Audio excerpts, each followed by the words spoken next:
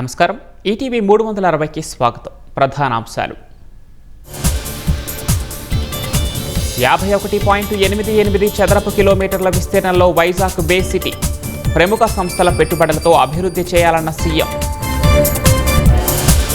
Boat యజమాని చిన్నాను సురక్షితంగా ఒడ్డుకు చేర్చిన అధికారులు. కానరాని 6 మత్స్యకారుల జాడ విస్తృతంగా గాలింపు.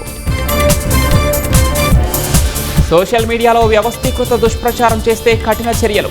నెట్వర్క్ ఆధారిత దర్యాప్తు ముమ్మరం చేయాలన్న హోంమంత్రి. జిల్లాలు, జోన్ల మధ్య ప్రారంభమైన ఉద్యోగుల పంపిణీ బదిలీలు. పదోన్నతులకు ఈ నెల 12 వరకు అవకాశం. ఈ నెల 15 నుంచి ఇంజనీరింగ్ కౌన్సిలింగ్. కనీస ఫీజు 47,000కు పెంపు.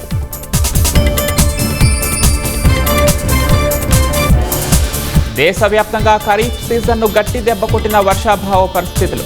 పంటల సాగు 21% పడిపోయినట్లు సిఆర్ఈఏ నివేదిక. మహారాష్ట్రను వణికిస్తున్న భారీ వర్షాలు. పుణేలో కొండ చర్యలు విరిగిపడి 4 మృతి. తరాలు మారిన వన్యతరగని పెడన కలంకారి. భావితరాలకు అందించేలా శిక్షణా కేంద్రాలు పెట్టాలంటున్న కళాకారులు.